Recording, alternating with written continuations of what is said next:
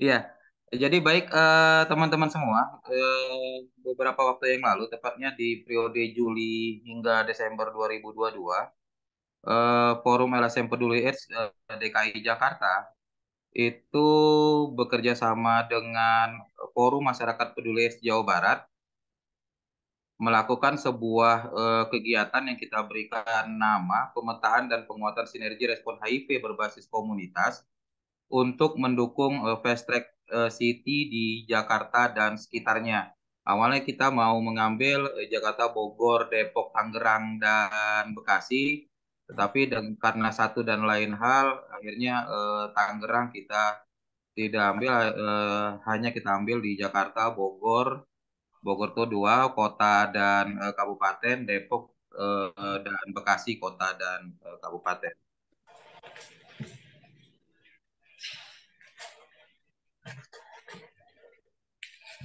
Ya,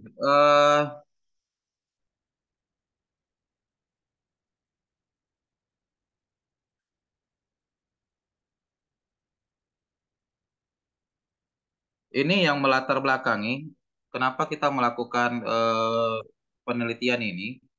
Yang pertama kita sama-sama tahu bahwa strategi nasional HIV tahun 2020 hingga 2024 itu eh, punya target ambisius bahwa pada tahun 2024 nanti Indonesia itu akan mencapai target triple 90.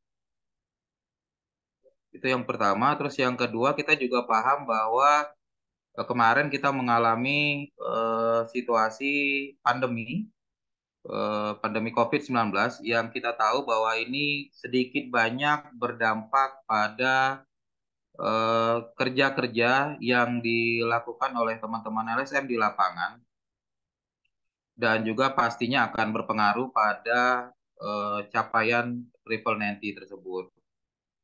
Di bagian yang lain juga kita melihat bahwa hingga saat ini masih sedikit atau bisa dibilang belum ada dokumentasi atau pemetaan tentang kemampuan LSM yang kita tahu bahwa dalam hal ini LSM itu menjadi ujung tombak. Sejauh mana kemudian bisa berkontribusi dalam program HIV selama dan akhir pandemi. Sehingga kita juga akhirnya tidak mendapatkan gambaran apakah kemudian kontribusi LSM itu akhirnya bisa mendukung dan memastikan target triple 90 itu bisa tercapai di 2024.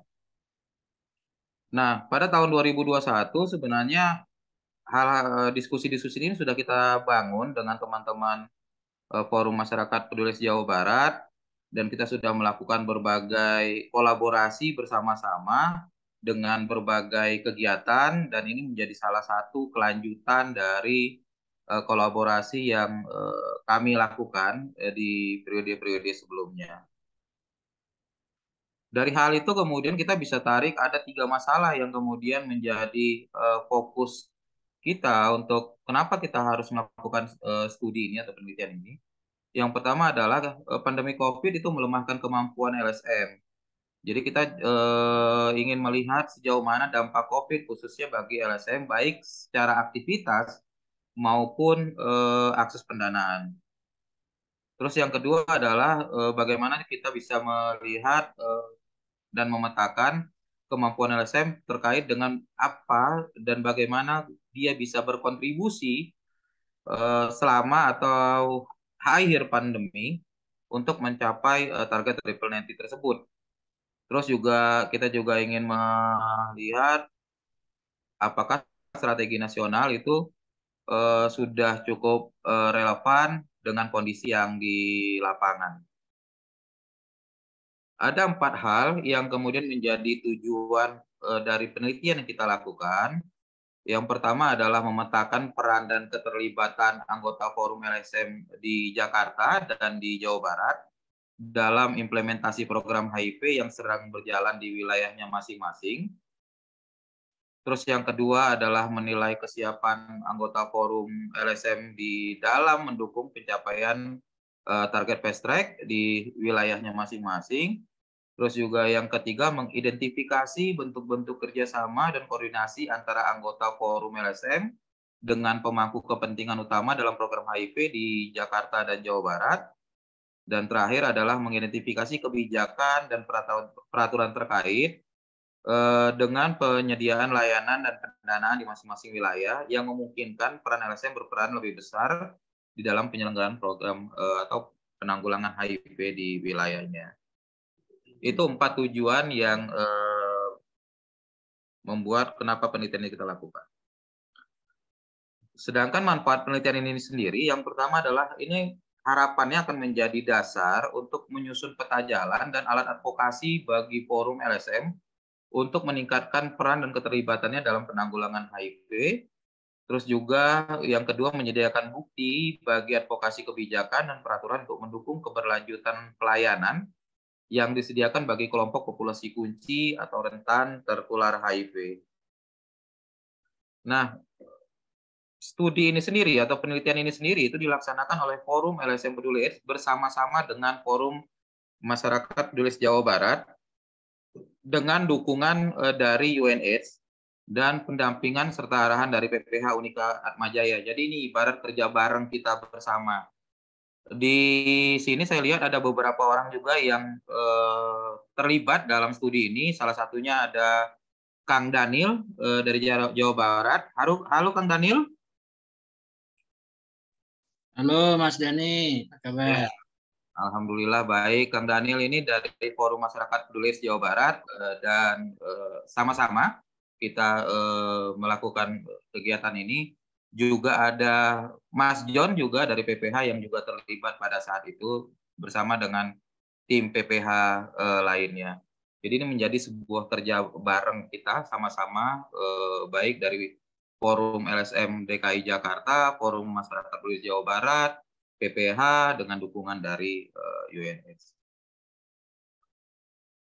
Ada 4 hal yang menjadi pertanyaan penting kita yang akan kita elaborasi atau kita gali di studi ini. Yang pertama adalah bagaimana peran dan keterlibatan anggota forum LSM, terus juga kesiapannya bagaimana, terus bentuk-bentuk kerjasama dan koordinasi seperti apa yang terjadi antar anggota dan juga dengan pemangku kepentingan utama.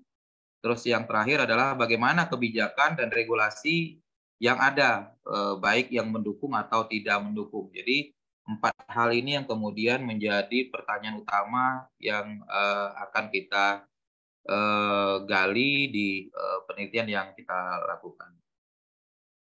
Sedangkan metode kita menggunakan mix metode, jadi penggabungan antara pemetaan dan FGD, terus juga ada purpose sampling.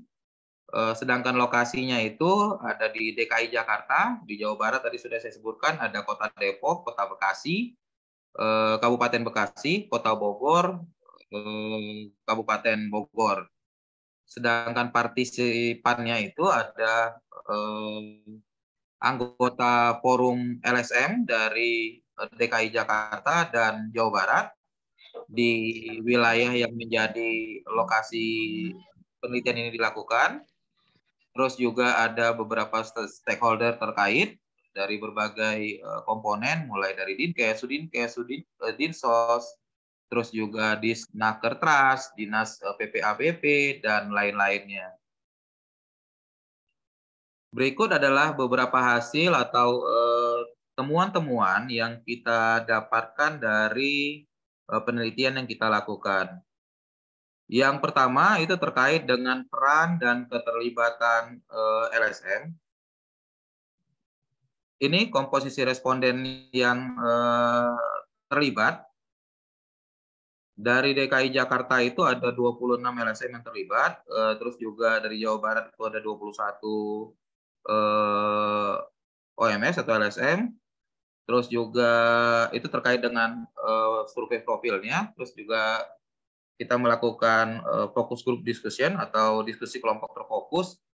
Itu dari Jakarta ada 10 orang, Jawa Barat ada 22 orang, itu dari LSM, terus juga penerima manfaat juga kita libatkan untuk mendengar suara dan pendapatnya.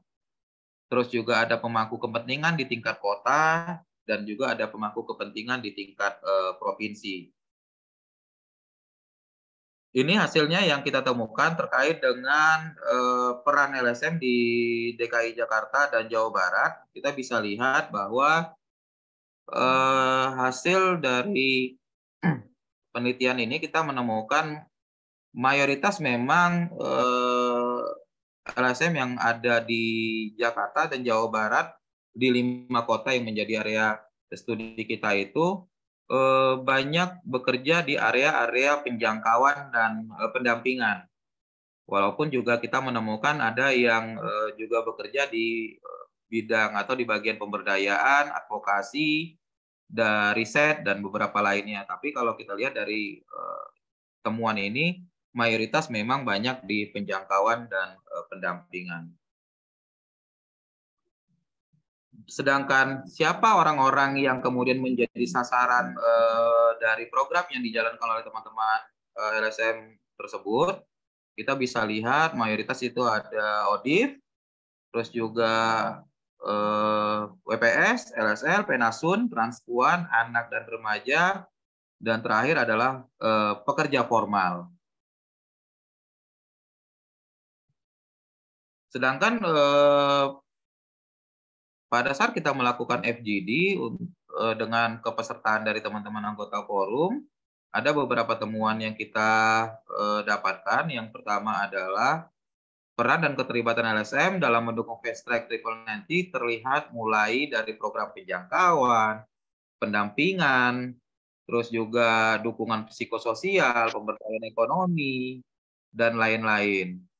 Namun juga kita mendapati bahwa MOU itu menjadi prasyarat kerja-kerja LSM agar diakui oleh petugas fasilitas kesehatan yang dianggap sebagai capaian. Sehingga LSM yang tidak ber-MOU itu tidak memiliki capaian di fasilitas kesehatan. Sistem koordinasi dengan semua LSM dan stakeholder dalam program fast track ini belum terbangun dengan baik. Hanya LSM tertentu yang terlibat dalam koordinasi dengan dinas, suku dinas, kesehatan, dan kedinasan lainnya. Jadi belum semua LSM itu terlibat dalam skema koordinasi baik yang dilakukan oleh LSM itu sendiri atau beberapa pemangku kepentingan. Kita juga paham mungkin ada keterbatasan kuota peserta atau juga memang melihat pada aktif tidaknya dan sebagainya. Selanjutnya juga kita menemukan bagi penerima manfaat, mereka merasakan bahwa LSM itu satu bagian yang sangat penting keberadaannya di tengah-tengah mereka, karena mereka merasa dengan adanya LSM mereka cukup terbantu kan, mulai dari bagaimana mereka bisa tahu statusnya, terus membantu mereka untuk mendekatkan mereka dengan layanan, sehingga mereka bisa mengakses obat dan sebagainya. Terus juga peran LSM di DKI Jakarta itu sangat dominan itu ada pada kegiatan penjangkauan dan pendampingan. Jadi sesuai temuannya pada saat kita melakukan survei profil juga di FGD. Jadi Connect memang mayoritas aktivitasnya ada di penjangkauan dan di pendampingan. Itu yang di DKI Jakarta. Sedangkan yang di Jawa Barat, kesiapan LSM untuk mendukung fast track city itu dapat tergambarkan bahwa LSM secara konsisten menjalankan pencapaian fast track. Jadi sudah cukup konsisten gitu. Mulai dari penjangkauan, pendampingan gitu. Yang kedua hal tersebut itu mendukung pencapaian dari triple nanti. Nah, bagian yang lain juga kita temukan bahwa perlu peningkatan pemahaman pemangku kepentingan baik dari pemerintah maupun pihak lainnya agar dapat meningkatkan pemahaman yang baik dari pemangku kepentingan sehingga ini program-program HIV ini bisa berjalan dengan baik. Terus juga MOU itu perlu juga diperkuat, tidak hanya sebatas pada program atau LSM yang memiliki donor saja, misalnya gitu. LSM yang tidak memiliki donor tapi berkontribusi itu perlu juga didekatin. Untuk kerja-kerja advokasi yang dilakukan oleh LSM itu sudah dirasakan oleh penerima manfaat, mulai dari advokasi layanan, kebijakan, anggaran, dan sebagainya. Nah, yang menarik adalah di Jawa Barat kolaborasi pentahelik. Jadi sudah berjalan di sana kolaborasi pentahelik yang dijadikan landasan atau dasar pelibatan multi pihak dalam program HIV. Ini merupakan ciri tersendiri bagi wilayah Jawa Barat dalam menyelenggarakan program HIV guna mendukung pencapaian target Fast Track City dan NIS 2030. Itu tadi terkait dengan hasil tujuan yang pertama. Sekarang kita akan masuk ke hasil tujuan yang kedua, kesiapan anggota forum LSM itu seperti apa dalam mencapai target Fast Track City. Yang pertama kita mencoba menggambarkan tentang tata kelolanya, bagaimana dokumen legalnya, bagaimana SOP, SDM dan sebagainya. Ini beberapa temuan yang kita dapat dari survei profil di masing-masing LSM. Yang pertama adalah status kepemilikan kantor. Kita melihat bahwa mayoritas masih sewa, walaupun kita temukan ada yang sudah memiliki kantor sendiri, terus juga pinjam pakai dan lainnya. Kenapa ini kemudian kita perlu capture? Karena ini sangat penting untuk melihat eksistensi lembaga tersebut. Kalau misalnya kantornya sewa, bisa saja kan beberapa waktu kemudian pindah, sehingga ini juga menjadi apa namanya salah satu kendala tersendiri bagi beberapa pihak-pihak yang nantinya akan berhubungan. Yang kedua, kita melihat atau coba menggambarkan tentang kelengkapan dokumen legal. Menarik bahwa tidak semua mencapai angka 100%. Ada yang 90 hingga 99% kelengkapannya. Walaupun memang ada juga yang sudah 100%. Terus juga ada yang kurang dari 60%. Nah, ini yang kemudian menjadi catatan terkait dengan kelengkapan dokumen legal. Yang pertama kita melihat bahwa anggaran dasar dan anggaran rumah tangga terkini itu hanya ada 58%. Terus juga nomor induk berusaha 42%, lapor pajak 54%, audit eksternal 42%, renstra terkini 46%. Nah, kenapa ini kita lihat? Karena memang kalau kita bicara soal keberlanjutan, khususnya peluang-peluang untuk mengakses pendanaan di luar, baik di sektor swasta dan di pemerintah, baik APBN dan APBD, ini menjadi salah satu indikator yang harus dilengkapi, sehingga ini menjadi salah satu perhatian juga. Karena kalau misalnya ini tidak kemudian diperbaiki, ini akan menjadi kendala. Ini terkait dengan SOP, kita melihat bahwa ada lembaga yang cukup kuat melengkapi lembaganya dengan berbagai macam SOP, namun ada juga beberapa lembaga yang masih lemah dengan berbagai SOP dalam kerja-kerja yang dilakukan. Ini akan menjadi salah satu apa namanya temuan yang kita dapat. Beberapa SOP yang kita capture dalam penelitian kali ini, antara lain itu ada SOP keuangan, SOP fraud, SOP rekrutmen staff, SOP SDM, SOP inventaris, SOP penjangkauan, pendampingan, konseling tes HIV, safe and security, monitoring dan evaluasi, penginputan dan analisa data, advokasi, anti kekerasan dan pelecehan seksual di tempat kerja. Nah, selanjutnya adalah terkait dengan SDM. Berapa banyak SDM yang dimiliki oleh masing-masing organisasi? Ada beberapa organisasi memang yang memiliki SDM cukup besar, berkisar antara 51 sampai dengan 75 orang di lembaganya. Namun ada juga yang memiliki SDM cukup kecil, 0 sampai 10 orang di lembaganya. Selebihnya memang cukup variatif. Ini terkait dengan pendanaan. Kita melihat bahwa ada 16 lembaga di DKI Jakarta dan 17 lembaga di Jawa Barat yang itu mendapat pendanaan. Sisanya itu pada saat kita melakukan penelitian ini tidak memiliki atau tidak mendapatkan pendanaan. Sehingga kemudian kita bisa melihat bahwa bagian selanjutnya kita menggambarkan juga hanya ada 8 lembaga di DKI Jakarta dan 4 lembaga di Jawa Barat itu yang cukup konsisten itu mendapatkan pendanaan dari tahun ke tahun. Selebihnya itu tidak konsisten. Bisa saja tahun ini dapat, tahun berikutnya tidak dapat, tahun berikutnya lagi dapat, tahun berikutnya lagi tidak dapat. Ini adalah range terkait dengan dukungan pendanaan atau jumlah pendanaan yang diterima dalam beberapa tahun terakhir. Ada memang yang cukup besar, tapi juga ada yang cukup kecil. Ini terkait dengan sumber pendanaan. Nah, ini juga menjadi salah satu hal yang penting untuk kita perhatikan. Bagaimana kemudian donor luar negeri itu masih mendominasi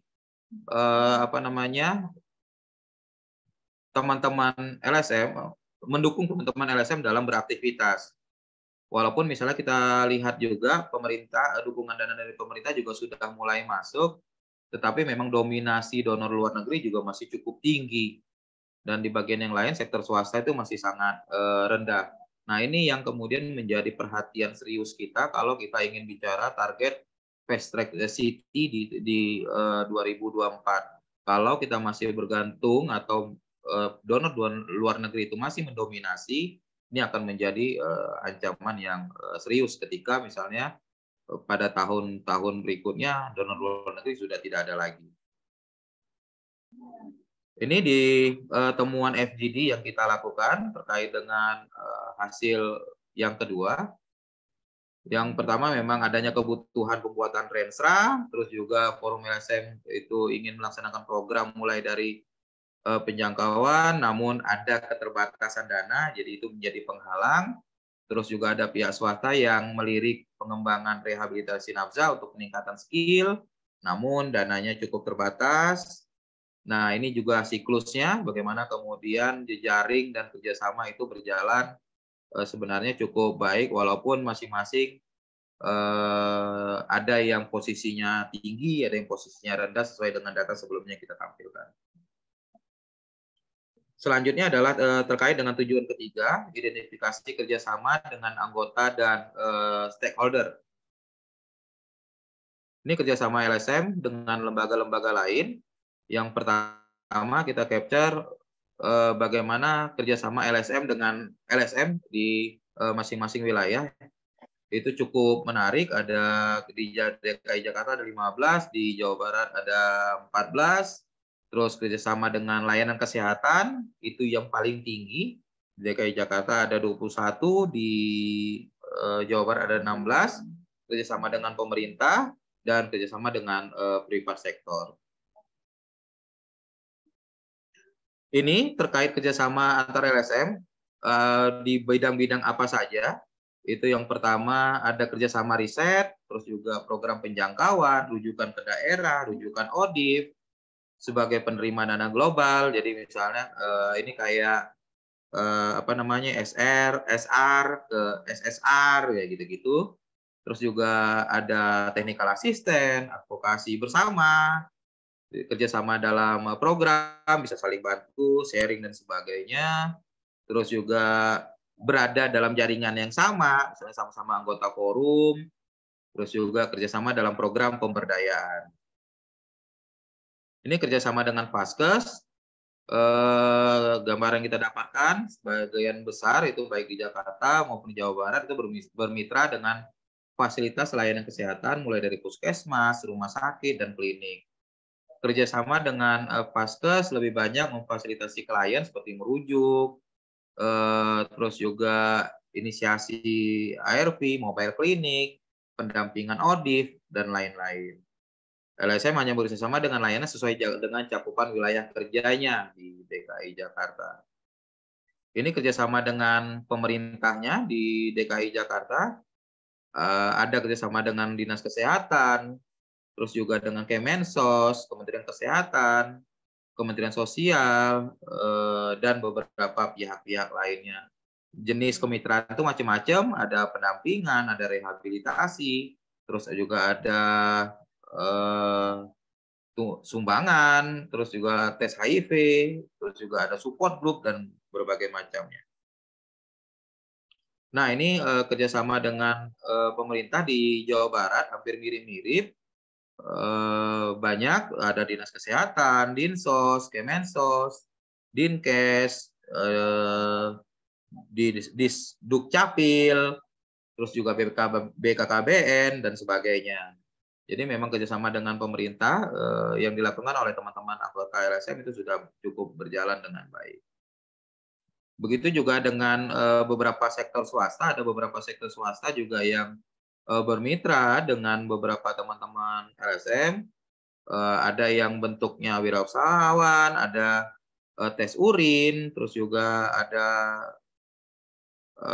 pendidikan, edukasi, gitu-gitulah ya. Ada program HIV di tempat kerja, terus HAS, pengadaan kondom, dan sebagainya. Sama juga di Jawa Barat seperti itu, ada bantuan untuk ODIF, ada mendukung kegiatan, untuk penyuluhan dan sosialisasi HIV, dan sebagainya. Ini terkait dengan tujuan keempat, identifikasi regulasi dan peraturan. Jadi kita memang menemukan ada beberapa regulasi yang mendukung proses pencapaian target fast track city di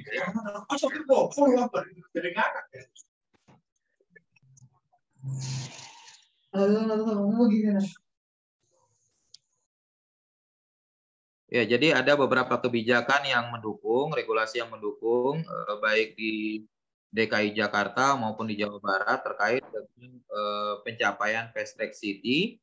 Namun juga ada beberapa kebijakan yang menghambat. Jadi dua hal itu masih terdapat di masing-masing wilayah, walaupun kita tahu bahwa setiap daerah itu memiliki komitmen yang sama untuk bagaimana mencapai target fast track atau target ending age 2030, tapi memang dari berbagai kebijakan yang ada juga beberapa kebijakan yang tidak mendukung dan menghambat pencapaian target fast track city di 2024. Sebagai penutup, bagian akhir penelitian ini kita membuat sebenarnya ada bagian rekomendasi yang kita buat, yang masing-masing rekomendasi itu dibuat di setiap akhir tujuan, dan rekomendasi itu di masing-masing akhir tujuan itu ada 3. Yang pertama, rekomendasi kita berikan untuk LSM, apa yang kemudian harus dilakukan. Terus juga rekomendasi untuk pemerintah, apa yang kemudian harus dilakukan. Dan rekomendasi untuk lembaga donor, apa yang kemudian harus dilakukan berdasarkan temuan yang kita dapat dari studi ini.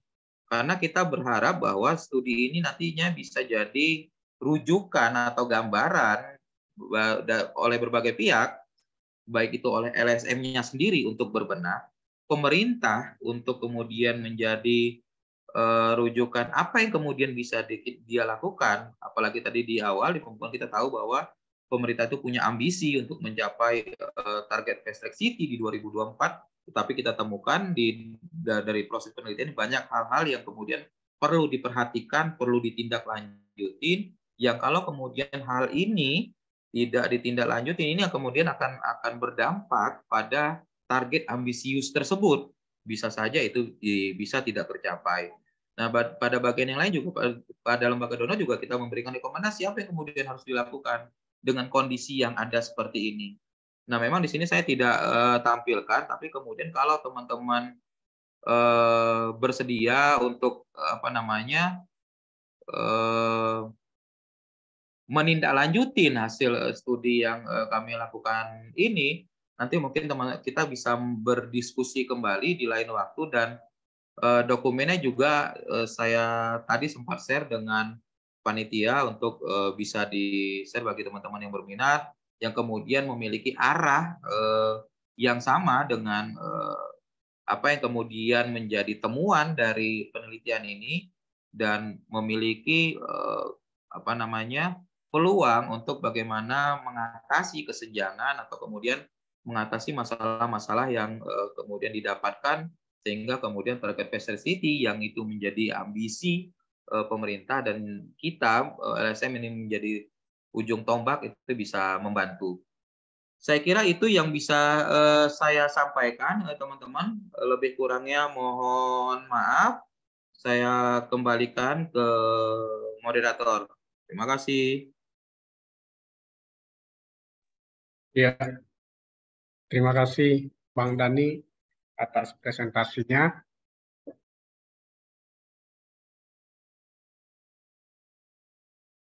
Ya, teman-teman, saya buka ruang untuk kita diskusi bagi Bapak Ibu yang punya pertanyaan. Silakan raise hand langsung dan juga bertanya langsung. Dan juga bagi yang tidak mau bertanya secara langsung, kita bisa melalui chat room. Oke, di sini sudah ada beberapa pertanyaannya. Ini Pak Joko, Pak Dr. Trijoko ya. Ini saya bacakan dulu ya pertanyaan dari chat room. Yang pertama soal kebijakan nih Bang Dan. Beliau bertanya bahwa kebijakan yang kira-kira kebijakan apa yang menghambat program di Jawa Barat dan juga di DKI Jakarta. Terus yang kedua, apakah tiap LSM yang terlibat memiliki ownership atas anggota masyarakat dalam lembaganya? Apakah Permenkes nomor 23 tahun 2023 dilaksanakan sepenuhnya di LSM tersebut? Mungkin jadi itu dua pertanyaan awal yang mungkin bisa dijawab oleh Bang Dani dulu. Silakan. Terkait kebijakan dulu, Bang Dani.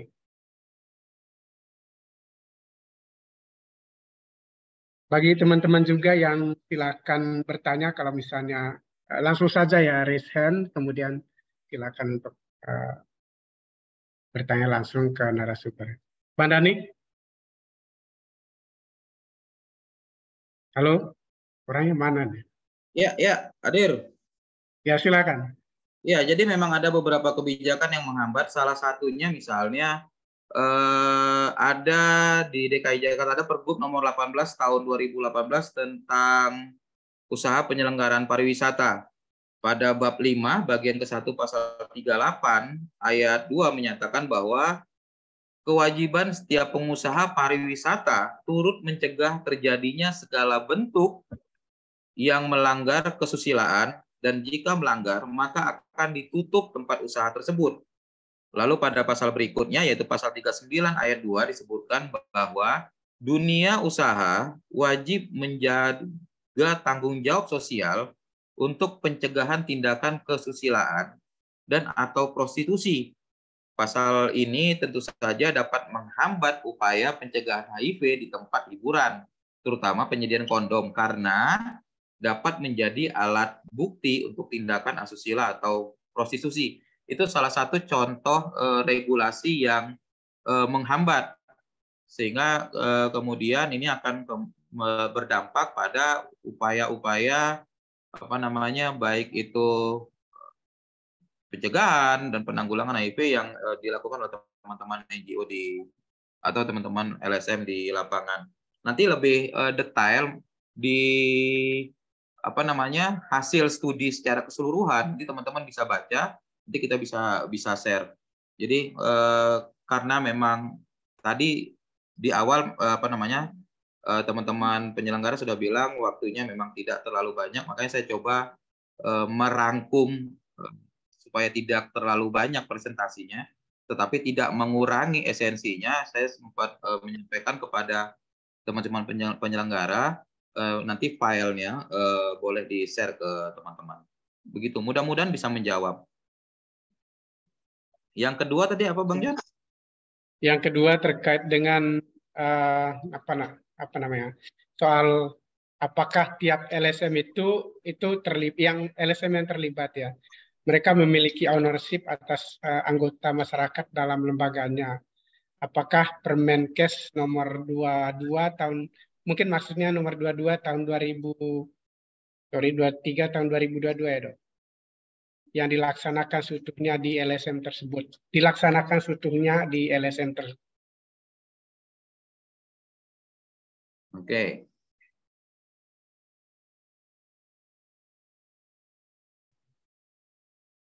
Kalau hal ini saya jujur tidak bisa jawab,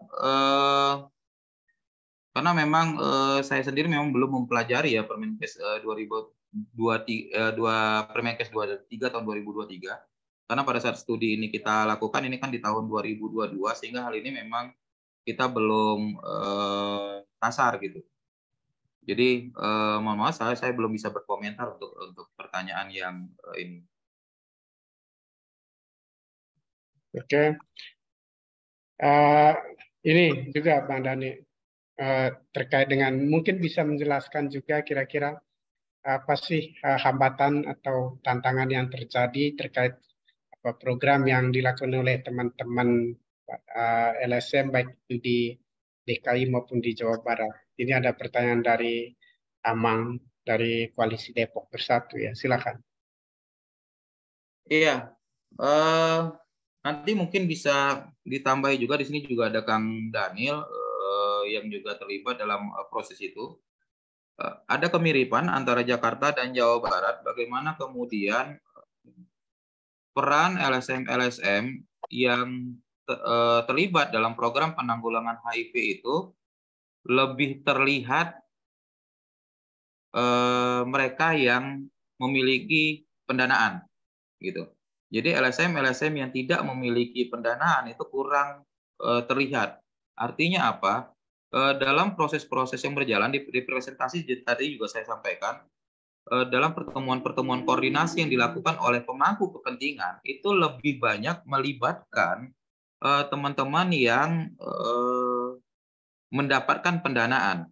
Dalam hal ini misalnya mereka punya donor dan sebagainya. Tapi teman-teman yang tidak memiliki donor itu jarang atau kurang dilibatkan. Hal ini kemudian berdampak pada kerja-kerja yang dilakukan oleh teman-teman itu akhirnya tidak terlihat. Gitu. Yang pertama itu. Yang kedua juga kita tahu bahwa ketika LSM akan bekerja sama dengan layanan kesehatan terkait dengan mendekatkan akses yang dibutuhkan oleh klien, baik itu tes, obat, dan sebagainya, itu harus ber-MOU.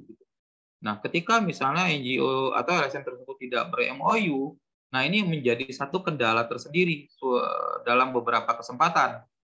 Jadi, ini yang kemudian dikeluhkan juga oleh beberapa teman-teman LSM bahwa karena mereka tidak ber-MOU, akhirnya mereka tidak atau kesulitan untuk merujuk, dan kemudian kalaupun bisa merujuk itu kemudian datanya tidak ada buat dia gitu, sehingga akhirnya dia tidak, ya kita paham ya, dalam beberapa kesempatan mungkin beberapa LSM mencoba membranding dirinya bahwa saya sudah melakukan ABCE, tapi kemudian kita tidak mendapat pengakuan. Kenapa? Karena tidak ada MOU yang dia lakukan di layanan. Ini menjadi beberapa penghambat tersendiri khususnya bagi teman-teman LSM yang tidak memiliki pendanaan untuk kemudian memiliki kesempatan untuk terlibat dan berpartisipasi aktif dalam upaya-upaya pencapaian target Fast City gitu. Padahal misalnya mereka memiliki cukup peluang, cukup kesempatan dan potensi untuk bisa terlibat, karena kami yakin di awal bahwa ketika banyak orang yang terlibat sesuai dengan bidang dan kondisinya masing-masing, itu akan mimpi kita terkait dengan pencapaian target Fast City akan mungkin bisa tercapai gitu. Kurang lebih seperti itu, Bang John. Oke. Ya, mungkin tadi misalnya selain tadi ada soal administrasi, ada MOU. Kira-kira mungkin ada hambatan lain yang lebih besar dari itu gitu ya. Kira-kira misalnya kenapa LSM itu kesulitan untuk mendapatkan pendanaan? Kira-kira masalahnya di mana? Mungkin bisa dieksplor lebih jauh, Bang Dani. Baik itu di DKI maupun di Jawa Barat. Ya, jadi kalau merujuk pada hasil studi yang kita lakukan, tadi juga sudah saya sampaikan bahwa mungkin saya bisa share ulang kali ya.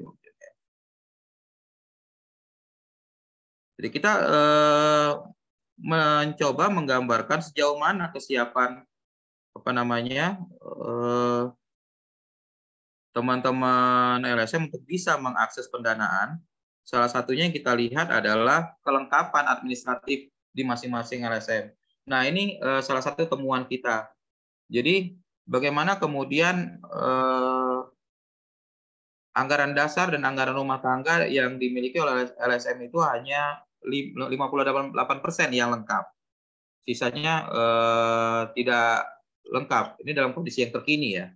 Terus juga nomor induk berusaha, terus lapor pajak, audit eksternal, renstra terkini. Nah, ini kan 5 komponen utama yang rata-rata sebenarnya menjadi kebutuhan yang paling penting ketika sebuah LSM ingin mengajukan pendanaan, baik itu kepada pemerintah maupun kepada lembaga donor. Nah, ketika misalnya ini tidak lengkap, ini akan menjadi satu kendala tersendiri. Ini yang kita temukan dari hasil penelitian yang kita lakukan. Itu yang bisa saya sampaikan, Bang Jan. Oke, baik, terima kasih, Bang Dani. Ini ada pertanyaan dari Mas Ferry. Mas Ferry mungkin langsung saja, silakan, supaya saya tidak perlu membaca chatnya. Silakan buka mic-nya. Ya, makasih. Sebentar, biar kelihatan. Ya. Makasih Bang John dan selamat siang Bang Dani. Lama nggak ngobrol ya. Saya langsung aja tanya tadi tentang, sorry agak telat tadi saya. Mungkin sudah dijelaskan gitu ya. Tapi kalau diringkas itu kira-kira target fast track itu sendiri menurut Bang Dani bagaimana? Realistis atau tidak? Itu sesuatu yang bisa dicapai atau tidak? Itu yang pertama. Yang kedua, kira-kira apa itu prasyaratnya untuk memang bisa dicapai gitu ya? Apakah dananya yang harus diperbesar atau ada aturan tertentu yang memang kalau itu dirubah, misalnya tadi kemudahan untuk mengirimkan rujukan atau semacam itu, apa kira-kira atau justru penguatan pada NGO-nya lagi? Kira-kira seperti apa Mas Dani? Terima kasih. Ya, makasih Mas Ferry, lama tidak bertemu dan kayaknya makin banyak yang putih ya Mas Ferry ya. Iya, terkait dengan menjawab pertanyaan Mas Ferry, sebenarnya ini bisa terlihat di sini ya. Bagaimana kemudian proporsi sumber pendanaan program HIV di DKI dan Jawa Barat itu masih didominasi oleh donor luar negeri. Cukup tinggi donor luar negeri. Dan bagaimana kemudian dari sisi pemerintahnya itu masih cukup kecil. Jadi apakah kita bisa mencapai target fast track city? Kembali lagi sebenarnya, apakah donor luar negeri itu konsisten sebenarnya untuk membantu kita? Karena kalau kita lihat dari sisi pemerintahnya, kayaknya ogah-ogahan nih, gitu kan? Ketika misalnya donor luar negeri memutuskan bahwa oke, Indonesia cukup mandiri untuk mencapai target fast track city, kami tidak akan bantu lagi. Nah, kita bisa bilang di awal bahwa fast track city tidak akan tercapai. Kenapa? Ini kita lihat gitu. Bagaimana kemudian mayoritas kegiatan-kegiatan yang dilakukan oleh teman-teman itu dibantu oleh donor luar negeri kok, bukan dari pemerintah. Padahal ini sebenarnya target pemerintah gitu. Makanya saya bilang di awal LSM itu menjadi tombak atau ujung tombak pencapaian fast track city, tetapi yang miris adalah tidak didukung gitu. Mereka menyumbangkan pencapaian yang besar bagi target yang diinginkan oleh pemerintah, tapi tidak didukung oleh pemerintah. Yang mendukung malah luar negeri. Ini yang miris sebenarnya. gitu. Itu sih sebenarnya Mas Ferry. Kalau dari ini ya, dari temuan penelitian yang kita dapatkan ini. Oke, terima kasih, terima kasih. Ya, mudah-mudahan bisa menjawab pertanyaannya Mas Ferry. Silakan teman-teman yang lain.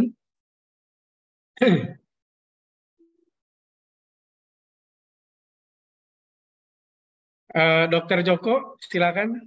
Dokter Tri Joko. Mungkin bisa langsung ini aja, Dok, kami.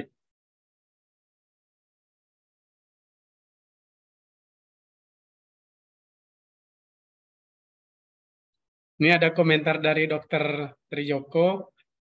Ini kok ngurusin pendanaan bukan membahas pencapaian triple 19. Apa sih kriterianya triple 19 dan posisinya sekarang di mana?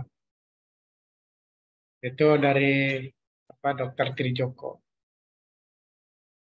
Nah, mungkin lebih ke ini ya, Bang Dani. Kira-kira posisi kita yang idealnya kalau di saat ini mengingat itu pencapaian triple 19 itu yang harus dilihat waktunya ya sebentar lagi gitu ya. Kira-kira kita masih ada di mana saat ini dan bagaimana melakukan itu.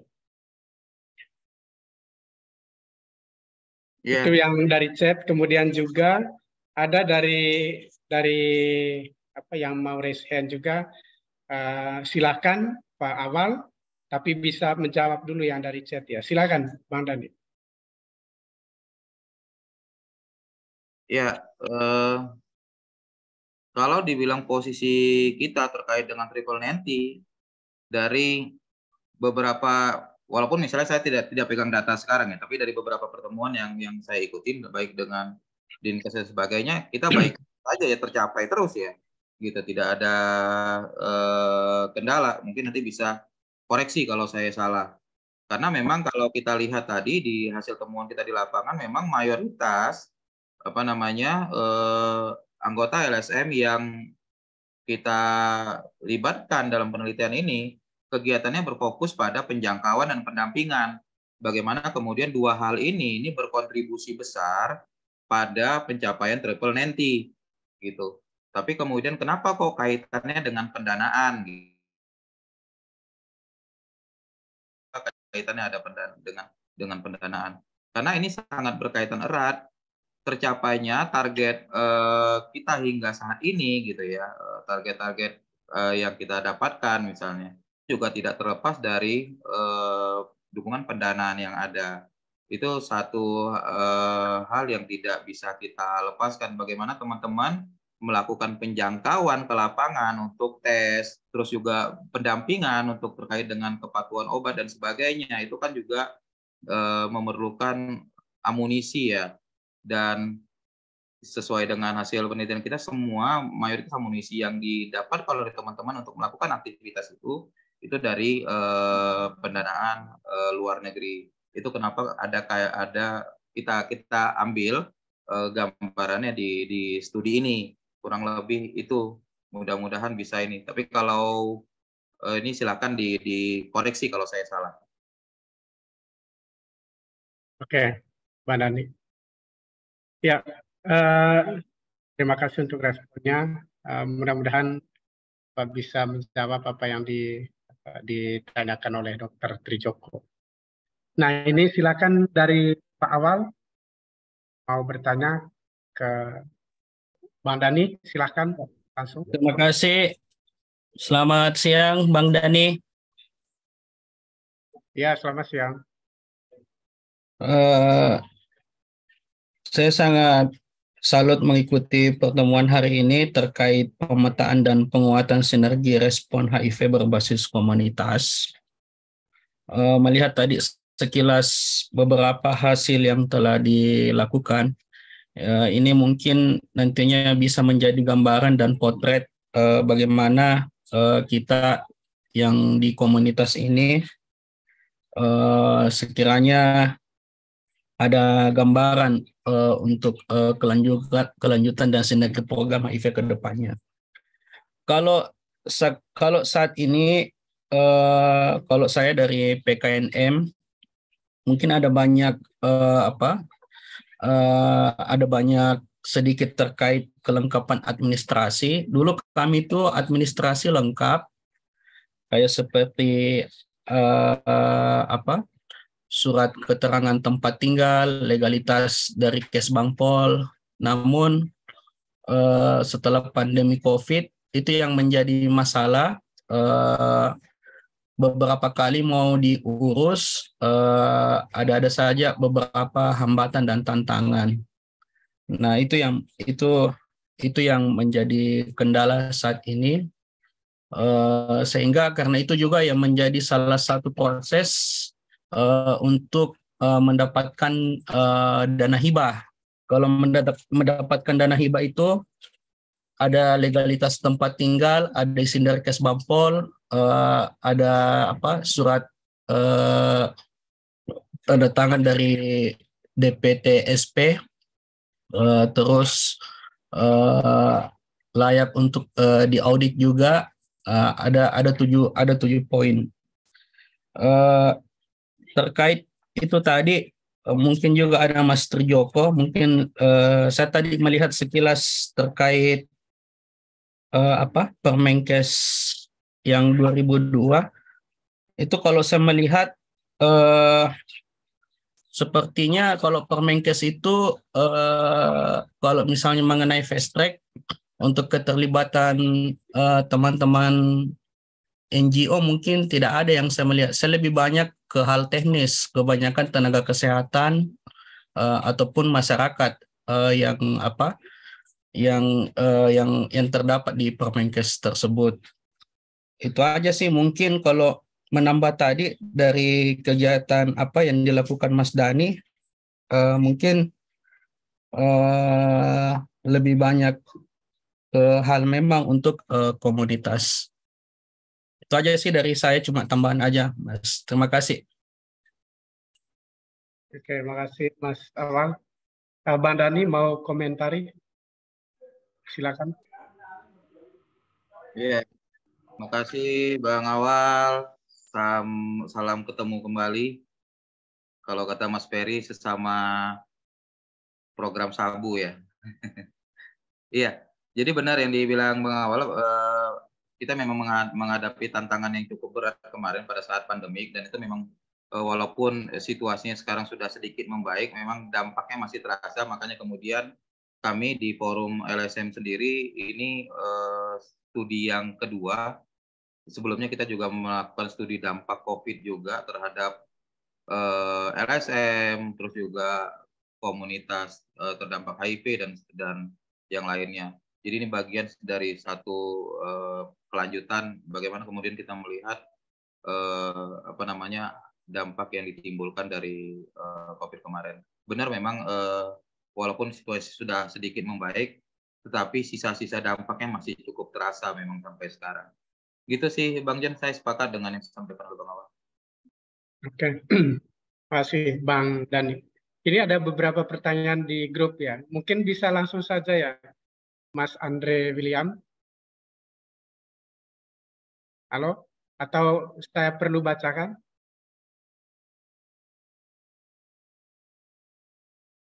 Oke, ini ada pertanyaan kalau dari ini ya, dari Mas Andre.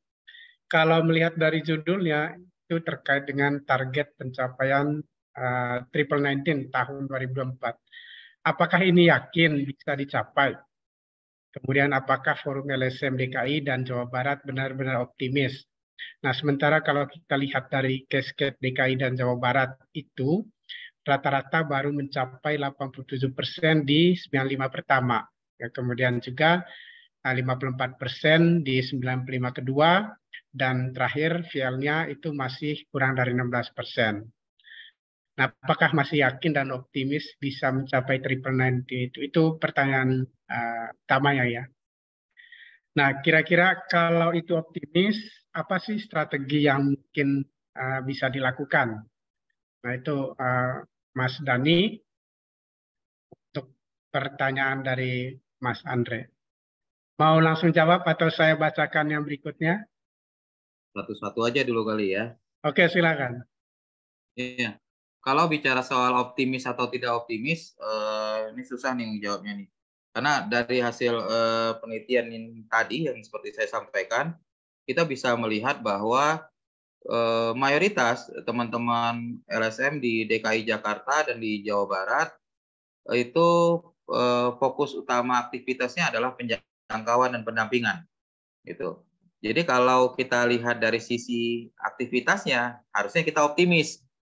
Karena Fast Track City itu kan berkaitan dengan kerja-kerja penjangkauan dan pendampingan. Ketika banyak LSM yang melakukan kerja-kerja penjangkauan dan pendampingan, ya kita berharaplah bisa tercapai gitu. Tetapi di bagian yang lain, kita juga temukan bahwa dalam beberapa tahun terakhir, itu LSM itu tidak konsisten dalam programnya terkait, ini ada kaitannya dengan sumber pendanaan. Jadi bisa saja tahun ini dia ya melakukan pekerjaan penjangkauan, tahun berikutnya tidak. Tahun berikutnya lagi melakukan, tahun berikutnya lagi tidak. Nah, kenapa itu kemudian terjadi? Karena kita melihat pada bagian berikutnya, tadi juga saya sampaikan, hampir mirip pertanyaan dengan Mas Ferry, karena memang mayoritas pendanaan yang bisa diakses oleh teman-teman LSM itu masih bersumber dari luar negeri yang cukup besar gitu. Masih sedikit sumber pendanaan dari pemerintah, sehingga ini yang kemudian menjadi kendala. Di bagian yang lain juga dalam penelitian ini menjadi temuan kita bahwa dari sisi administratif juga di internal masing-masing lembaga itu ada kendala gitu. Ada beberapa aspek legal yang belum lengkap, belum terpenuhi dan sebagainya, sehingga ini menjadi kendala untuk bisa mengakses pendanaan, peluang-peluang pendanaan. Nah, kendala-kendala inilah yang kemudian membuat kita akhirnya yang awalnya optimis ini menjadi sedikit pesimis. Tapi bukan kemudian kita langsung tidak bersemangat. Tidak, ini yang harus menjadi landasan bersama kita untuk apa yang kemudian bisa sama-sama kita lakukan memperbaiki kondisi ini dengan adanya temuan-temuan ini.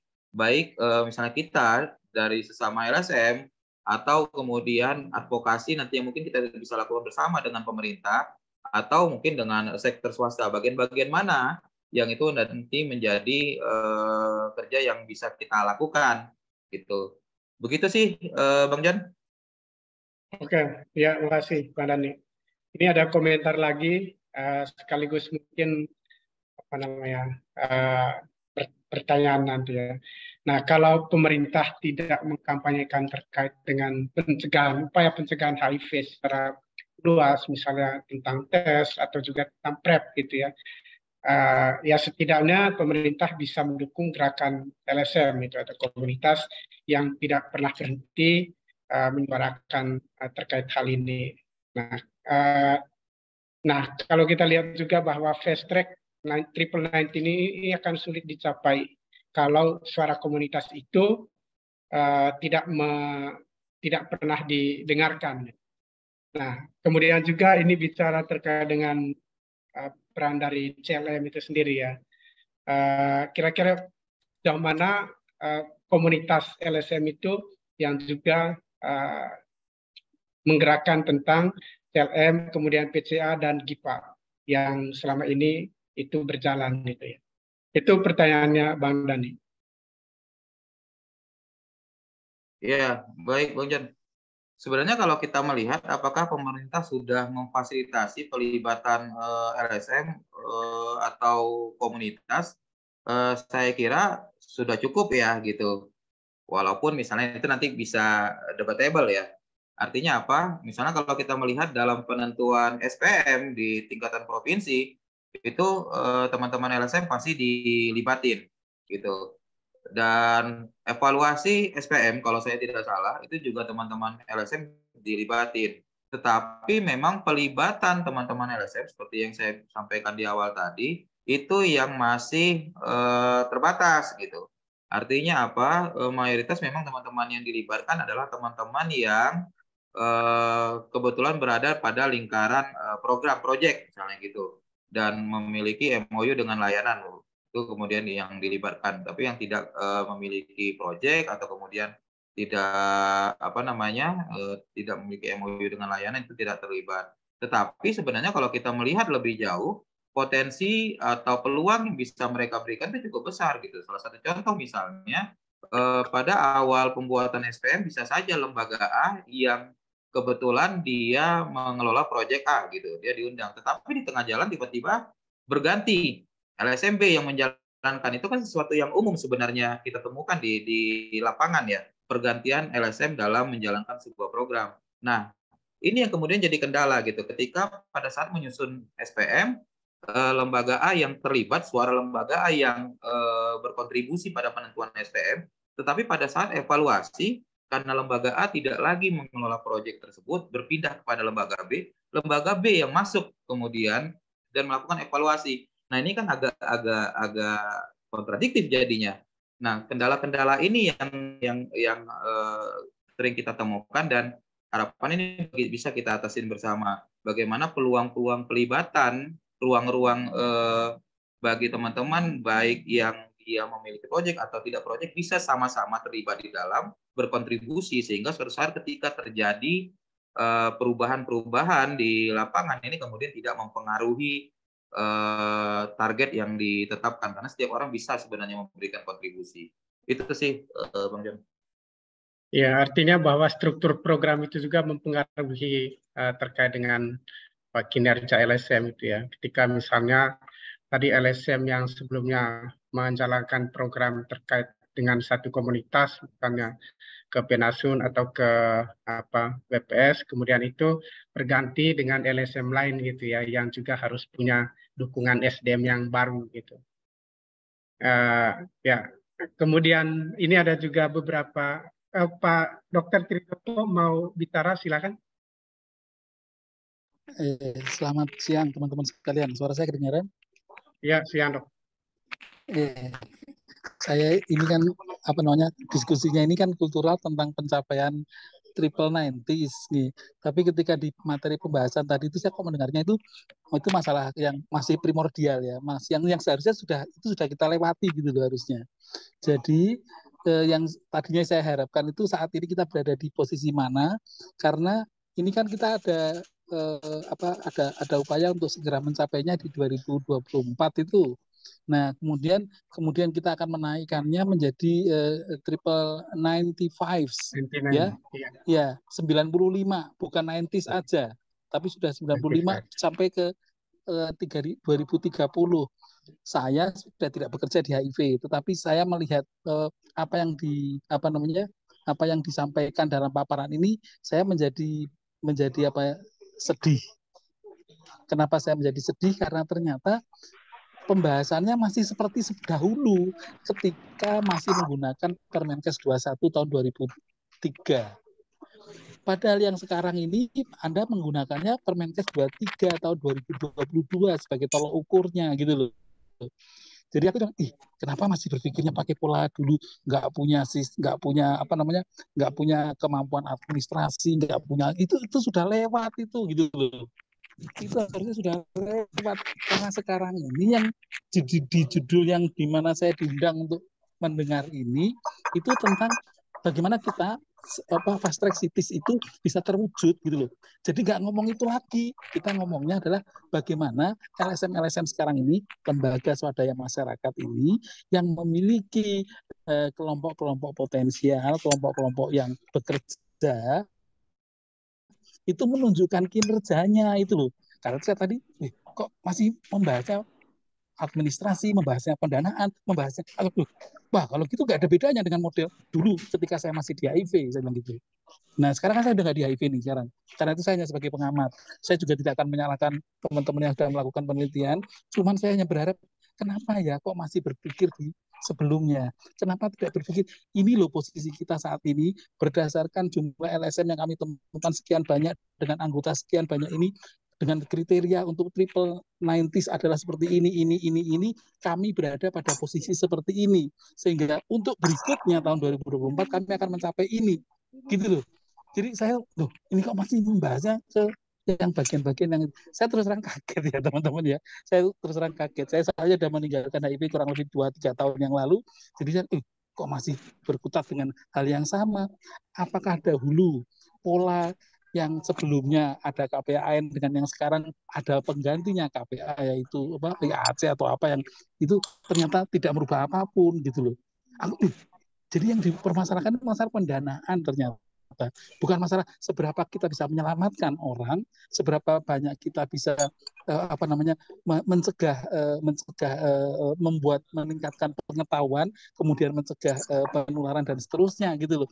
Karena saya cuman ini kriterianya apa berubah gitu ya, saya nggak tahu ya teman-teman. Cuman karena sudah berubah, posisi saya sudah berubah, jadi ketika saya mendengarkan ini, kenapa kok masih hal-hal yang seperti hanya itu sih sebenarnya. Jadi saya ingin tahu sebenarnya teman-teman, kalau karena saya diharapkan untuk mendengarkan pada triple 90 pada fast track cities dan yang dipilih adalah tolok ukur Indonesia yaitu DKI dan Jawa Barat, maka saya berharap tentu akan jauh lebih baik daripada tempat-tempat lain. Karena di beberapa kabupaten kota lain yang saya beberapa kali datang, teman-teman bekerja lebih kok bisa ada hasilnya gitu loh. Kenapa yang di ini kok nggak bisa gitu.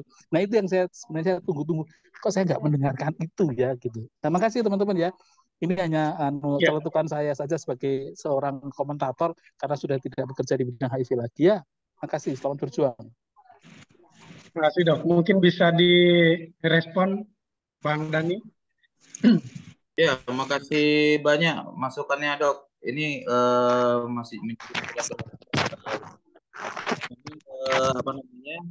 sesuai dengan pesan teman-teman penyelenggara.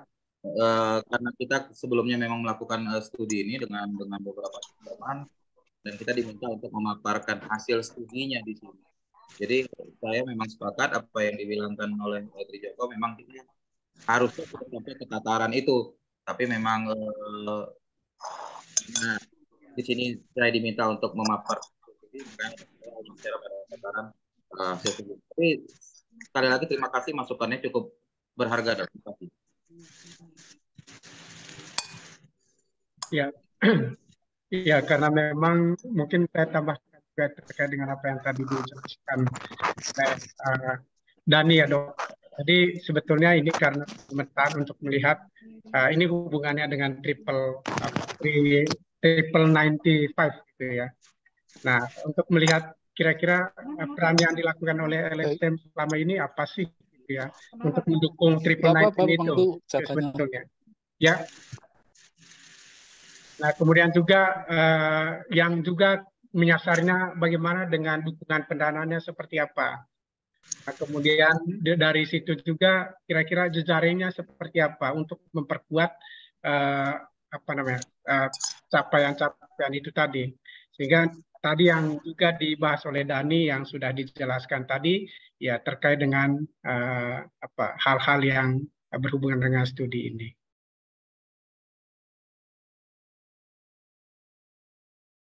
Ya, Ibu Luksi silakan mungkin mau bertanya.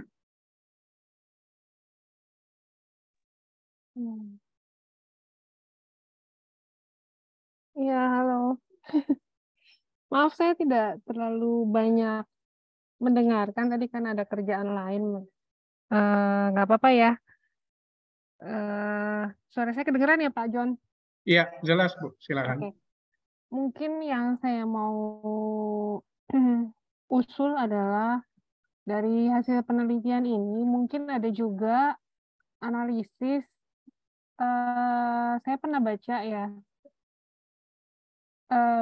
analisis data posisi dari LSM dan wilayah apa. Jadi menggunakan data GIS ya atau Geography Information System itu, jadi dipetakan gitu, dipetakan posisi LSM-nya, terus yang didampinginya hasilnya bagaimana, terus nanti dibuat gambarannya begitu, dianalisis gitu. Itu bisa jadi kasih gambaran lebih gampang gitu buat pembaca.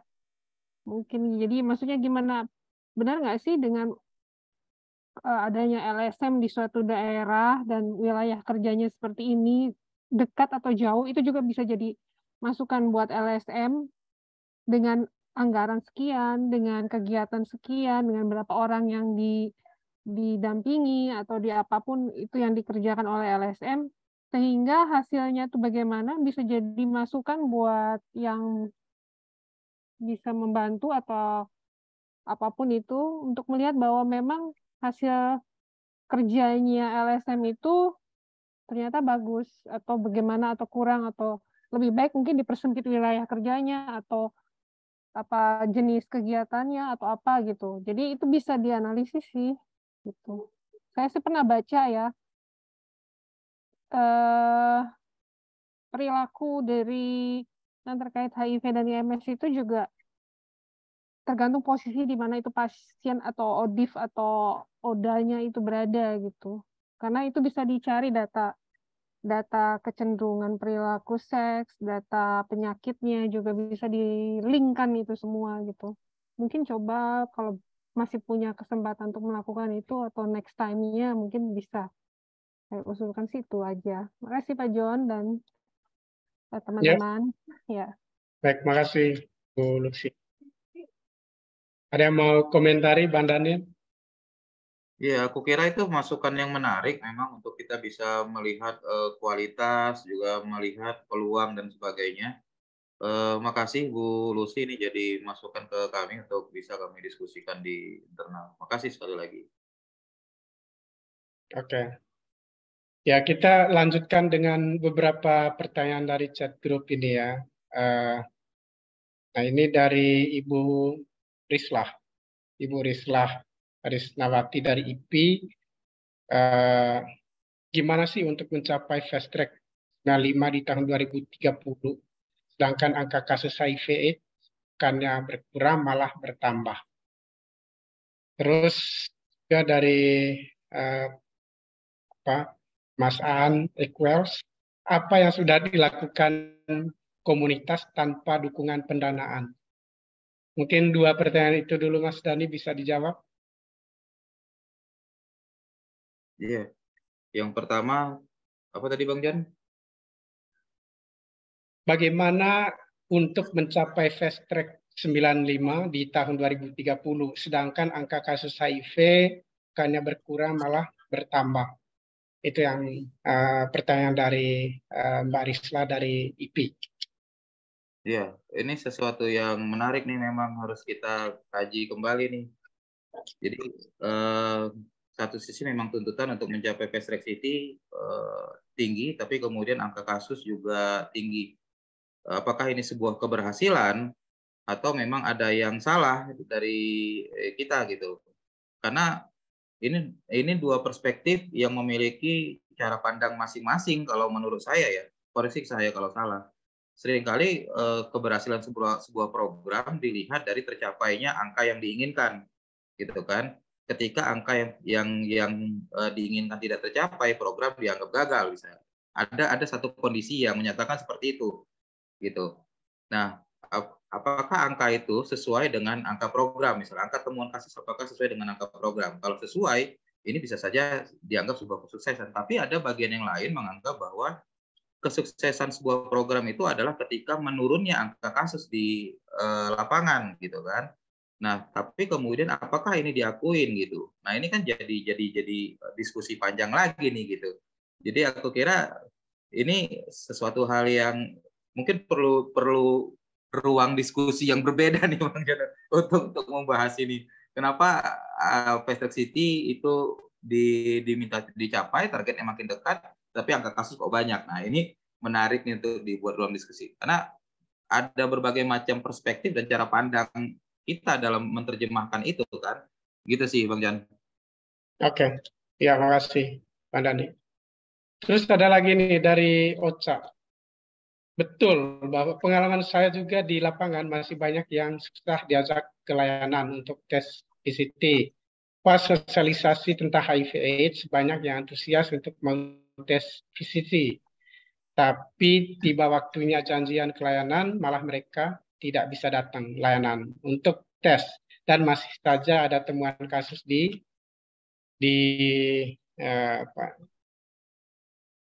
ada temuan kasus. Apakah betul bisa dicapai 95 di 2030? Kalau bisa, tadi sudah dijawab strateginya apa. Ini tadi sudah. Kemudian saya bacakan pertanyaan berikutnya saja. Nah, kalau hanya kerja-kerja di penjangkauan saja itu jelas yakin bisa dicapai, tapi hanya untuk orang-orang yang tes saja. Lalu bagaimana dengan yang menjalani terapi ARV dan tetap on ARV? Apakah ini juga bisa dicapai 65%? Begitupun dengan capaian yang triple 19 terkait dengan yang terakhir ya, yaitu pencapaian viral load under detectable. Nah, ini siapa yang menjadi tanggung jawabnya? LSM yang menjalani program pendampingan dan penjangkauan atau petugas layanan. Itu, terima kasih. Bang Dhani mungkin bisa dijawab yang pertanyaan dari Mas Andre ini. Iya, ini pertanyaan yang menarik. Siapa yang bertanggung jawab ya? Petugas penjangkau, pendamping, atau layanan gitu, terkait dengan triple 90 ini. Nah, ini sebenarnya kembali lagi ke kita masing-masing ya, gitu. Kalau orientasi kita adalah program, gitu. Kalau orientasi kita program itu sudah jelas, misalnya kerangkanya bagaimana kemudian LSM itu menghantarkan kliennya ke layanan, gitu ya. Apakah itu dalam konteksnya tes, terus juga ARV, PL, dan sebagainya. Tapi dalam konteks pemberdayaan, itu harusnya sih bagaimana mengajarkan klien mandiri gitu. Nah, ketika bicara soal bagaimana mengajarkan klien mandiri, harusnya sih peran-peran layanan juga lebih bisa aktif ya, turun ke lapangan, memberikan penyadaran, dan sebagainya. Tetapi memang kita harus akuin saat ini gitu di program HIP kita memang sudah cukup banyak dipermudah ya. Artinya baik layanan, petugas, dan sebagainya itu sudah masing-masing saling terkoneksi untuk bagaimana menjalankan programnya, bagaimana menerima, menghantar, dan sebagainya. Gitu sih Bang John. Oke. Ya, makasih Bang Dhani. Semoga menjawab pertanyaan dari Mas Andre ya. Oke, saya bacakan satu lagi sebelum Mas Ferry nanti dia mau bertanya lagi. Dari Mas Awal PKN PKNS dari ini ya PKN di Surabaya Makassar. Saya tadi melihat di slide kelengkapan administrasi seberapa persen Mas Dhani komunitas yang memiliki nomor izin berusaha, dan kalau ada teman-teman komunitas yang memiliki usaha berapa persen dan usaha apa aja. Dan saya rasa hal ini yang wajib didukung untuk terkait dengan pemberdayaan ekonomi. Itu dari Mas Awal terkait dengan kelengkapan administrasi ya, khususnya terkait dengan SB, surat izin berusaha ya, Mas Dhani. Ya, jadi NIB itu adalah salah satu kelengkapan administrasi organisasi yang harus dimiliki oleh masing-masing organisasi. Jadi definisi usaha di sini bukan berarti kewirausahaan dan sebagainya, enggak. Jadi itu salah satu surat izin yang menjelaskan tentang usaha apa yang dia jalankan di organisasi itu. Apakah misalnya kemanusiaan, pendidikan, dan sebagainya. Jadi ini kalau saya tidak salah, mohon maaf, bisa dikoreksi di awal-awal 2018-2019 ya muncul itu pengganti domisili kalau saya tidak salah. Kalau dulu kita masih ada domisili, sekarang sudah tidak ada. Dan NIB ini menjadi salah satu syarat kalau misalnya kita ingin mengajukan bantuan kepada pemerintah, salah satunya ketika misalnya itu berkaitan dengan APBN. Kalau walaupun misalnya dalam beberapa kesempatan itu tidak dilihat. Tetapi ini bisa setiap LSM itu bisa kemudian mencantumkan ada beberapa jenis usaha yang dimiliki oleh LSM-nya. Usaha yang dimaksud di sini adalah kerja-kerja yang dilakukan, program-programnya apa. Gitu sih Bang John. Jadi bukan lebih kepada soal kewirausahaan dan sebagainya gitu-gitu enggak, tapi lebih kerja-kerja program. Ya itu ya Mas tadi yang tanya itu Mas Awal ya. Tadi SUB yang dimaksud tadi bukan yang terkait dengan usaha dokumen untuk membuka usaha bukannya. Nah, satu lagi nih, bagaimana peran masing-masing stakeholder seperti ada pemerintah, LSM, dan masyarakat dalam mendukung target fast track cities di Jabodetabek terkait respon HIV. Nah, tadi sudah dijelaskan ya sama Dani ya, ada beberapa hal tadi soal itu. Mas Dani mau komentari? Ya, review lagi. Ya, jadi sebenarnya tadi sudah dijelaskan bahwa masing-masing memiliki peran penting ya, bagaimana fast track city itu bisa tercapai. Karena kalau kita melihat dari berbagai aspek, misalnya HIV itu kan bukan hanya persoalan kesehatan, tetapi juga mencakup persoalan ekonomi, sosial, politik, budaya. Makanya tadi ketika saya menyampaikan ada kebijakan yang mendukung, ada kebijakan yang tidak mendukung. Salah satu sampel kebijakan yang tidak mendukung tadi adalah terkait tentang pengelolaan tempat hiburan gitu. Nah ini jadi hambatan, padahal ini kan sebenarnya tidak bicara soal HIV kan, gitu. Tetapi ternyata ini berdampak pada program HIV yang sedang dijalankan. Jadi makanya sebenarnya memiliki peran masing-masing gitu, baik di stakeholdernya, di LSM-nya, di masyarakatnya, gitu. Gitu sih Bang John. Oke, ya makasih Mas Dani. Teman-teman mungkin ada yang mau yang terlewatkan mungkin tadi, silakan bertanya langsung.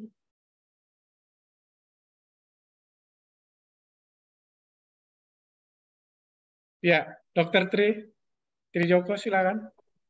Oke teman-teman, saya sih karena disuruh bertanya, saya bertanya ya. Ini kan kita diskusi kultural, Ya, kultural silakan. ya. Kita kedengaran ya. Halo, suara saya Ya, kedengaran ya. jelas, jelas. Oke. Ini kan kita diskusi kultural nih.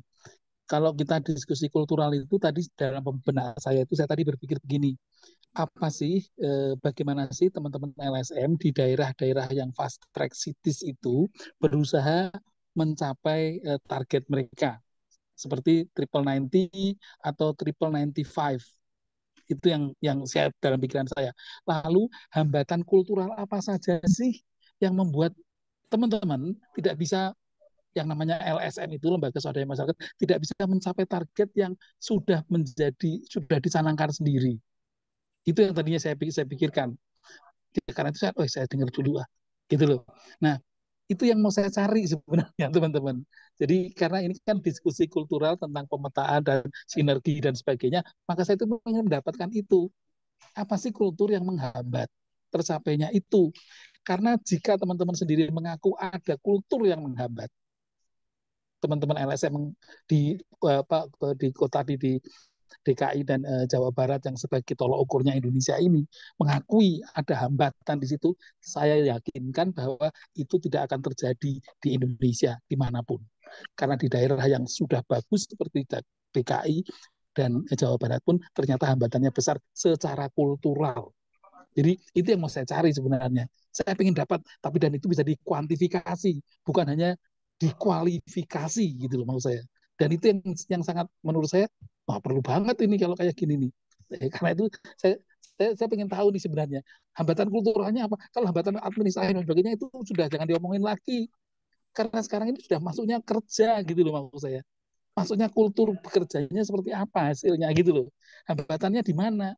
Kok sampai pemetaan dan sinergi itu nggak bisa tercapai dan sebagainya gitu.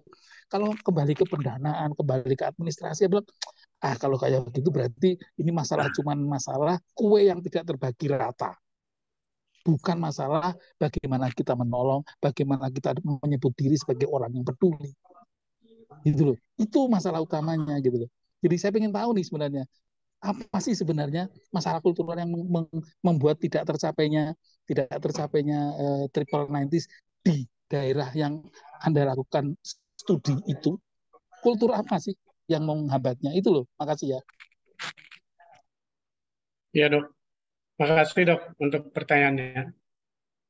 Dani mau jawab? Atau teman-teman lain, Bang Daniel?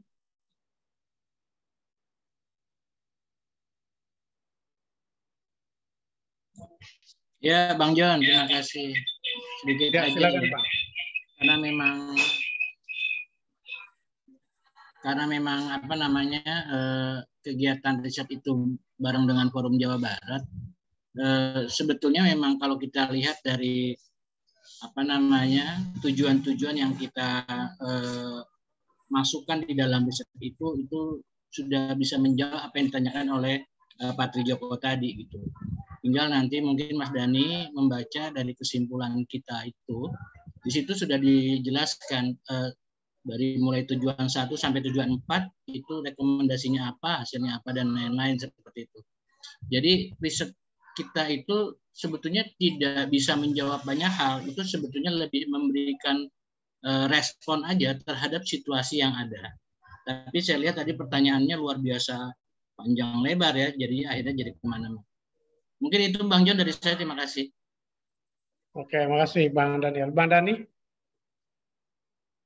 Ya, ya aku kira sama seperti yang dibilang Daniel. Memang ada beberapa batasan yang kita dapatkan dalam studi ini, tapi memang ada beberapa rekomendasi dan kesimpulan yang berhasil kita capai dari studi ini. Seperti saya sampaikan di awal tadi, karena memang keterbatasan waktu, saya tadi sampaikan sebelumnya juga dengan teman-teman penyelenggara bahwa saya tidak sampaikan secara keseluruhan untuk bagian kesimpulan dan rekomendasi, tapi saya berikan file hasil studinya bagi teman-teman yang berminat untuk mengkaji lebih jauh, dan juga bagi teman-teman yang kemudian kepengen menindaklanjutin, mungkin ada bagian-bagian yang sesuai dengan kerja organisasinya dan sesuai mungkin bisa ada korelasinya dengan teman-teman ini. Nah, silakan filenya bisa di-share ke teman-teman untuk menjadi bahan kajian, karena ini juga sebenarnya bisa dipergunakan untuk kepentingan kita bersama. Begitu sih Bang John. Oke, makasih Bang Dani. Ya, tadi ada lagi Mas Ferry tadi yang angkat tangan. Mas Ferry mau bertanya atau komentar, Mas? Silakan. Ya, makasih Bang John.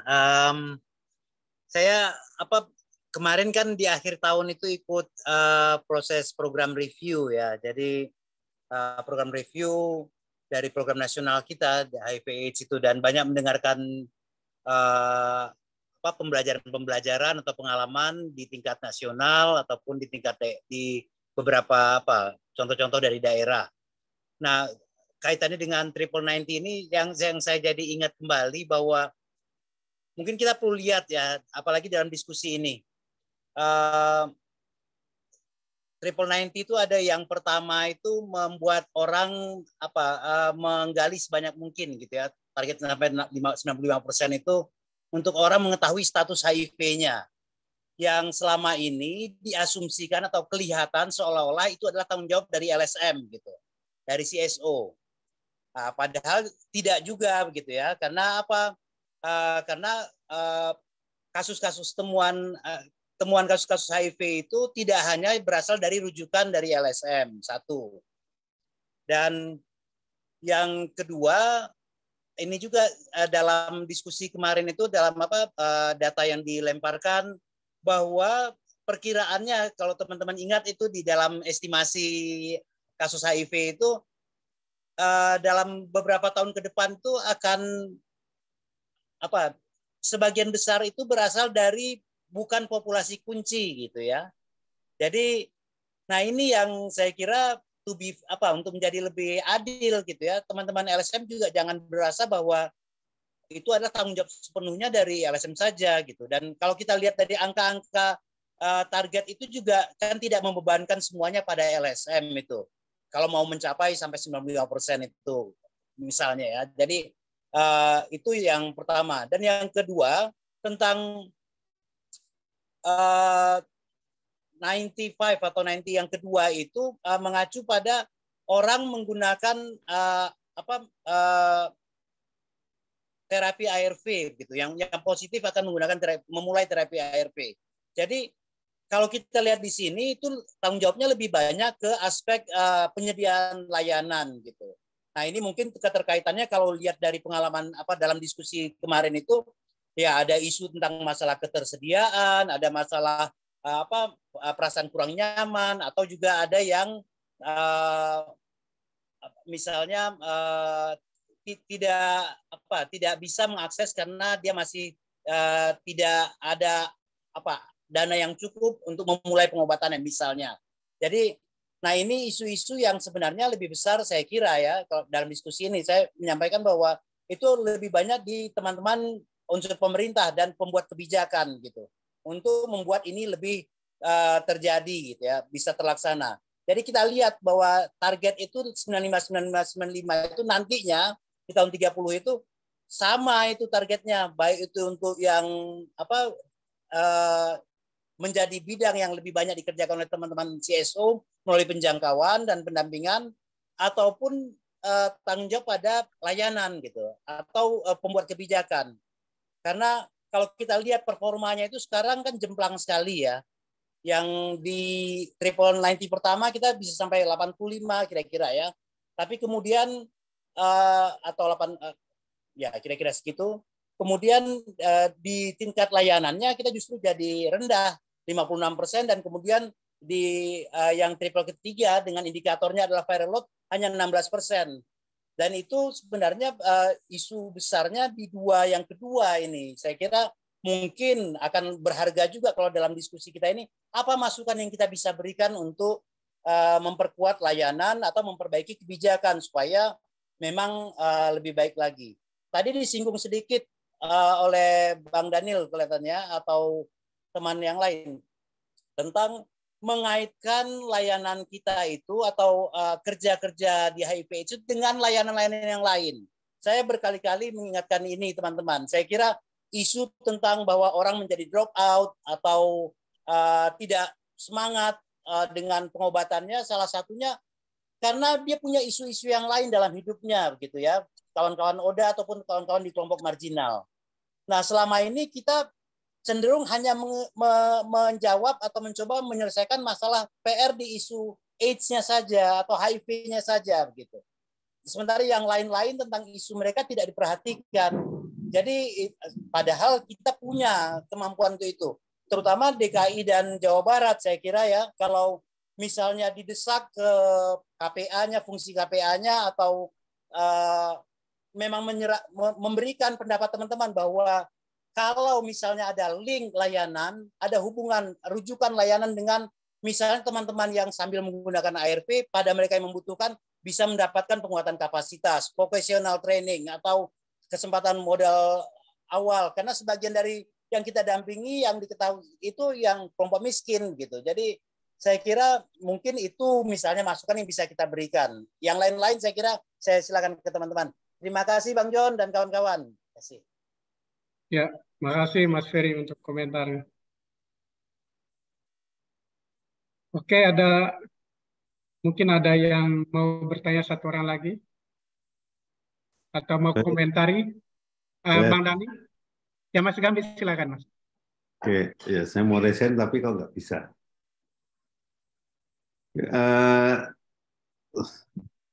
Kalau saya mencermati paparan dari Dani tadi ya, sebenarnya apa yang mau dibahas di sini, menurut saya, mungkin saya salah, itu adalah bukan secara teknis ya, secara teknis bagaimana mencapai triple 95.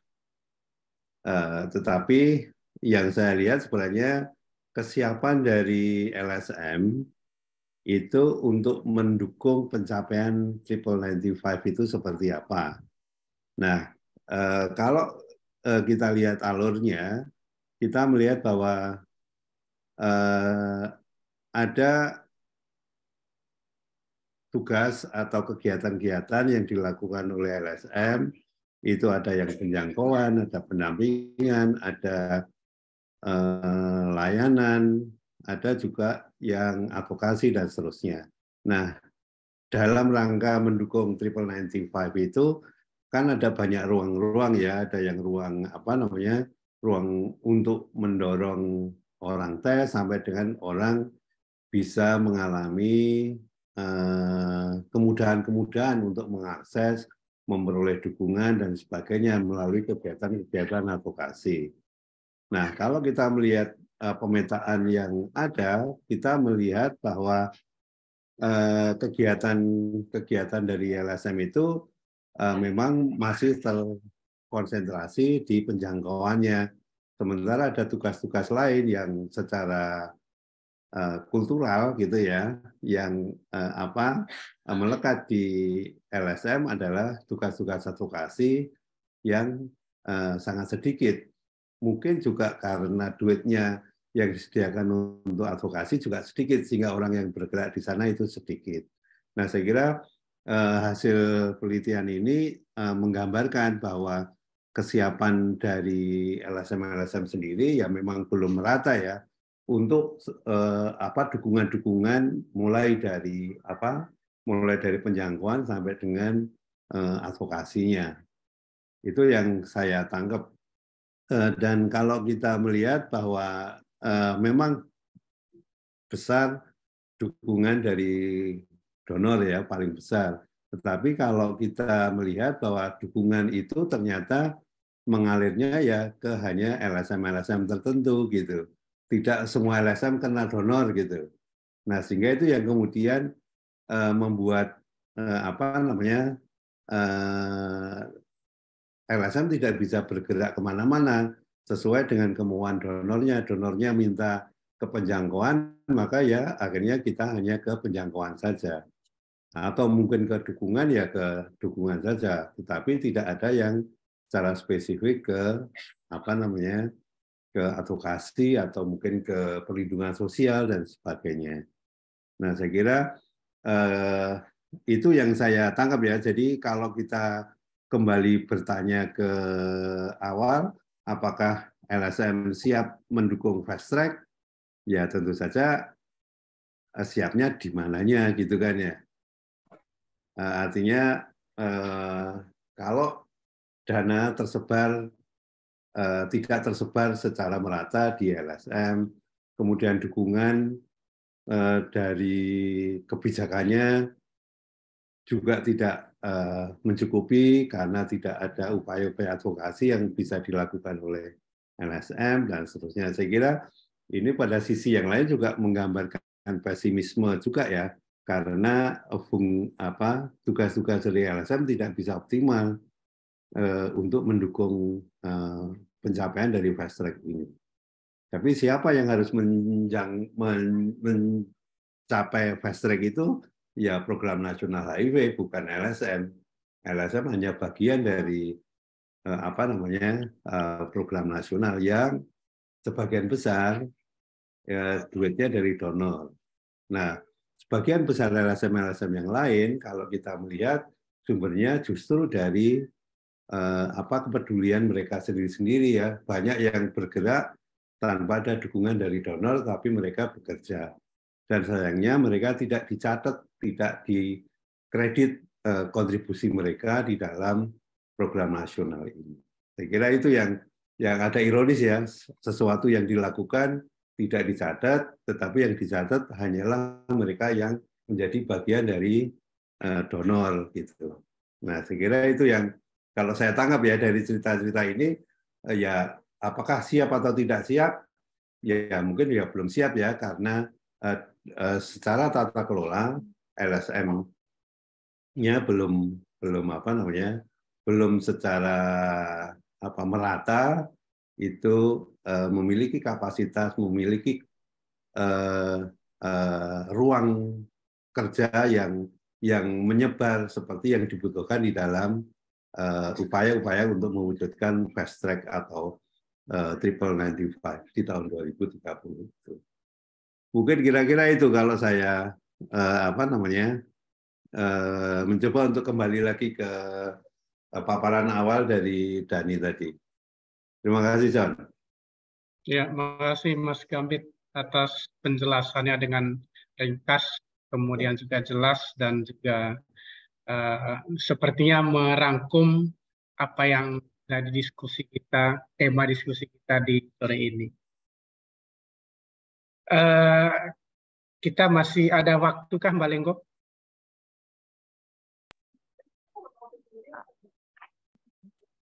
Halo? Iya Bang Jon, kalau masih ada yang mau bertanya satu orang aja masih sih Bang Jon. Ya. Ya teman-teman, kalau misalnya masih ada yang mau mengomentari atau masih ada pertanyaan, mungkin saya kasih kesempatan ke satu orang. Tapi kalau tidak ada, saya akan serahkan nanti ke Ibu Lengko. Mohon izin Mas Pak John, Bang John, Bung John, maaf. Oh, Saya boleh silakan. Ya, Bu Rita. Terima kasih. Mas Dani, apa kabar? Mudah-mudahan masih ingat sama saya ya. Ya Bu Rita. Ya, apa kabar? Selamat Lebaran. Begini, senang bahwa kemudian ini dapat undangan dari PPH Atmajaya. Saya langsung aja juga bahwa pembahasan yang dibahas oleh Mas Dani ini kan saya melihat dari awal tuh udah mengenai kayaknya memang mau mengangkat LSM, manakala dalam strateginya kemudian Mas Dani juga mengatakan bahwa LSM tidak berkomitmen. Kemudian ada masalah LSM tidak berkomitmen lagi, ya kan? Kemudian ada dalam penelitiannya ternyata LSM juga tidak berkomitmen. Nah, ujung-ujungnya kita berbicara fast track. Saya usul dan menurut saya ini kayaknya hanya sebuah curhat ya, penelitian curhat dari sebuah forum yang mengatasnamakan kerja-kerja penjangkauan LSM ataupun pendampingan. Saya usul, bisakah ke depannya mungkin sekitar seminggu atau 2 minggu lagi Mas Dani ya, mungkin bisa dimasukkan hal-hal yang berkaitan dengan hasil-hasil fast track yang sudah dilakukan oleh banyak LSM di Jabodetabek khususnya. Maksud saya fast track ini adalah ala-ala LSM yang dilakukan untuk penanggulangan HIV khususnya untuk di Jabodetabek. Izin saya kebetulan dari Kabupaten Kepulauan Seribu ya, memang LSM tidak ada yang masuk ke sana, tapi karena kita bicara Jabodetabek maka saya mengusulkan agar dapat dikeluarkan hal-hal baik yang sudah praktek-praktek baik dari hasil-hasil fast track yang sudah dilakukan oleh LSM ke depan sampai tahun 2024 untuk fast track di Jabodetabek.